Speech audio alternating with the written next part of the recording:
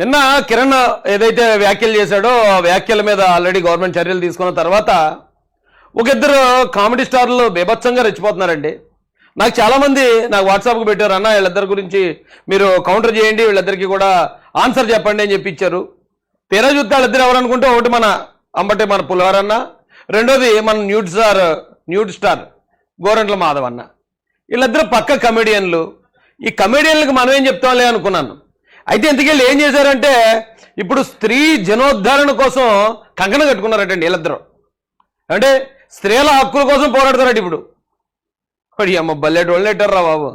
పరమ రేపిస్ట్ని తీసుకొచ్చి ఉమెన్స్ కాలేజీకి సెక్యూరిటీ గార్డ్గా పెట్టేటట్టు ఎవడో రేపిస్ట్ని తీసుకొచ్చి అలాగ ఉంది. వీళ్ళిద్దరూ వచ్చి ఇప్పుడు స్త్రీల కోసం స్త్రీల అవమానం కోసం మాట్లాడడం నాకైతే మాత్రం చాలా ఆశ్చర్యంగా అనిపించిందండి. అయితే గోరంట్ల మాధవ్ పక్క కమెడియన్, అంబటి రాంబాబు కూడా ఆల్మోస్ట్ కమెడియన్. వీళ్ళు మనం చూసి నవ్వుకోవాలి తప్ప వీళ్ళు ఏదో చేశారని చెప్పి మనం ఏం కోపం తెచ్చుకోక్కర్లేదండి. మీకు వాళ్ళ కామెడీ వీడియోలు కొన్ని చూపిస్తాను రండి. గోరంట్ల మాధవ్ గతంలో అంటే జగన్మోహన్ రెడ్డి గారు ప్రతిపక్షంలో ఉన్నప్పుడు తెలుగుదేశం 14 నుంచి 19 మధ్యలో 2014 నుంచి 19 మధ్యలో ఇతను ఒక పోలీస్ ఆఫీసరు ఏదో ఒక వీడియో రిలీజ్ చేశాడు. చంద్రబాబు నాయుడు గారికో లేకపోతే వ్యతిరేకంగానో లేకపోతే జగన్ గారికి అనుకూలంగానో. జగన్ గారికి ఇలాంటి వాళ్ళు నచ్చుతారు. ఎర్రిపప్పలా ఉండాలి చూడడానికి. మనం ఏ గోతులో దూకమంటే గోతులో దూకాలి, గొడవకి వెళ్ళమంటే గొడవకి వెళ్ళాలి, తిట్టమంటే తిట్టాలి. ఈ టైప్లో మరి ఎందుకో ఆయనకి అలాంటి బుద్ధి ఇచ్చాడు దేవుడు, ఎందుకో నాకు తెలియదు. కానీ ఎప్పుడైతే ఇతను అలా మాట్లాడాడో ఇతను వెంటనే 2019 ఎలక్షన్లో ఎంపీగా సీట్ ఇచ్చి నెగ్గించారు. నెగ్గించాక కనకపు సింహాసనం మీద దేన్నో కూర్చోబెడితే అది ఇదని నేనేం అనలేదండి. దేన్నైనా కూర్చోబెడితే దాని బుద్ధి ఏదో అదే చూపిస్తుంది. ఇతను ఎంపీగా పంపిస్తే ఇతను పార్లమెంట్కి వెళ్ళి ఇతను కమెడియన్ కాబట్టి ఇక్కడ కనకపు సింహాసనం మీద కమెడియన్ కూర్చోబెడితే ఏం చేస్తాడు? కామెడీయే చేస్తాడు. పార్లమెంట్లోకి వెళ్ళి A for apple, B for bat, C for cat అని చెప్తున్నాడు. ఏదో ఒక ఇంగ్లీష్ ఇచ్చారు, అది చదివాడు. చదివిన తర్వాత అతను మాడుతుంటే వెనకాతల నవనీత్ కౌర్ తెగనమెత్తుందండి బాబు. ఇతను ఏం మాట్లాడాడు ముందు చూడండి. ఇతను ఎంత కామెడీ అని మీకు అర్థం అవుద్ది. Across the country, it is an open secret that the women of India migrating to the Gulf are being subjected to sexual exploitation and harassment. Let me quote poem written by Vemana, a medieval Telugu poet. నేడు పైండు చూడ మేలుమై ఉండు, పొట్ట విప్పి చూడ పురుగులుండు. Please sir, please one second. ఆపరో నరిసేస్తున్నారు అక్కడ జనం అందరాన్ని. అక్కడ ఉన్న వాళ్ళందరూ హిందీ వాళ్ళు. మనోడు తెలుగులో పద్యం చెప్తున్నాడు. అది ఎవరి గురించి? అతని గురించి అతనే చెప్పుకుంటున్నాడు. మేడిపండు మేలిమయుడును, పొట్ట విప్పితే పురుగులు ఉంటాయి, ఆడవాళ్ళ మీద సెక్సువల్ అబ్యూస్ జరుగుతుంది అని ఇతను చేసే దైద్యమైన పనులు ఏమని అయ్యే చెప్తున్నాడు అక్కడికి వెళ్ళి. అదేమో ఇతను తెలుగులో చెప్తున్నతో వాళ్ళకి అర్థం కాక గోలగోలిచ్చారండి. ఆ వేళ మొత్తం parliament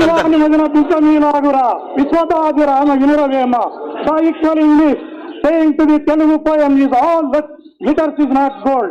To overcome this issue and to prove the women are considered to be the goddess on Bharatavani and realize India's proudest saying, Etra Naryastu Pujyante Ramante Tatra Devata. అంత కమెడియన్ అతను. ఎత్ర నార్యంతు పూజ్యంతే రమంతే తత్ర దేవత. ఎక్కడ స్త్రీలు పూజింపబడతారో అక్కడ దేవతలు ఉంటారనేది దాని అర్థం అతనికి తెలియదు. ఎందుకంటే ఒక మహిళ, ఆ మహిళకి ఏదో ఓ పని మీద ఎంపీ గారు కదా అని సాయం అడగడానికి వెళ్తే, లేదమ్మా నీ పని మీద ఉన్నాను, కావాలంటే నువ్వు వీడియో కాల్ చేయి, కాలితే నేను చూపిస్తానని చెప్పి వీడియో కాల్ చేసి తన దివ్యమంగళ స్వరూపాన్ని చూపించిన గొప్ప మహానుభావుడు.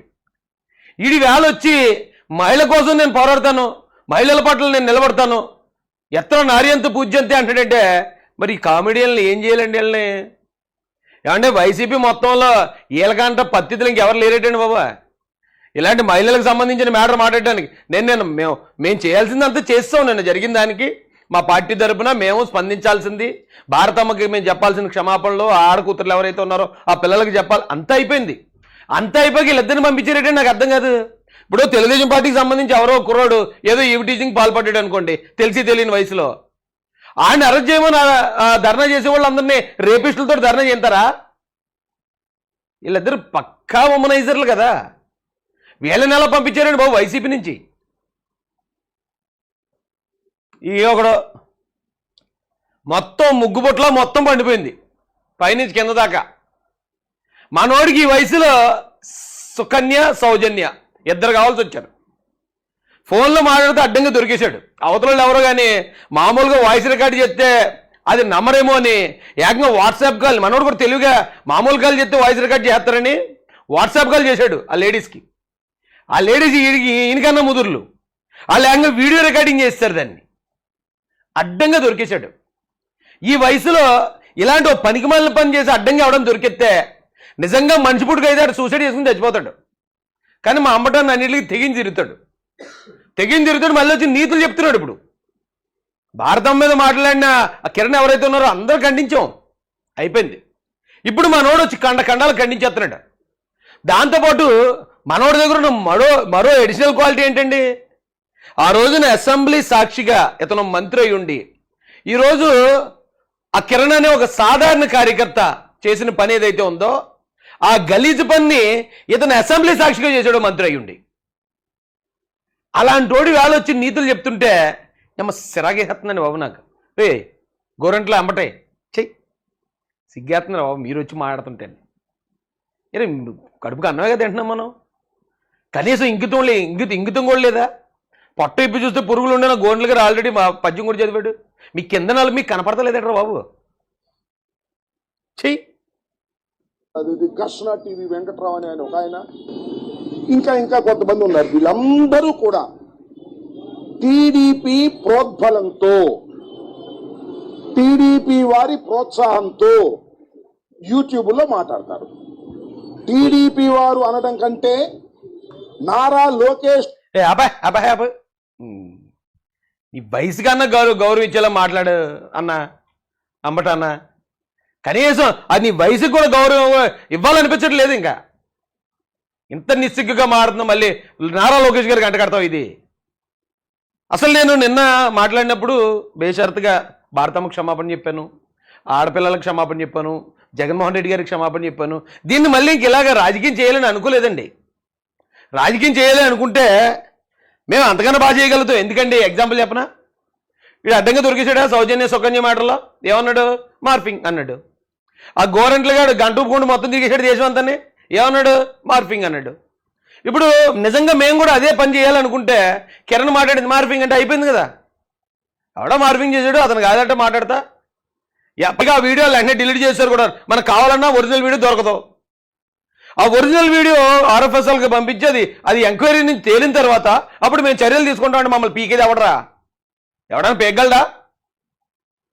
సిగ్గు ఎగ్గు లేకుండా మళ్ళీ యథమొహాలు వేసుకుని మీడియాల ముందుకు వచ్చేసి దీన్ని పార్టీ కంటకట్టాలని చూస్తున్నారు.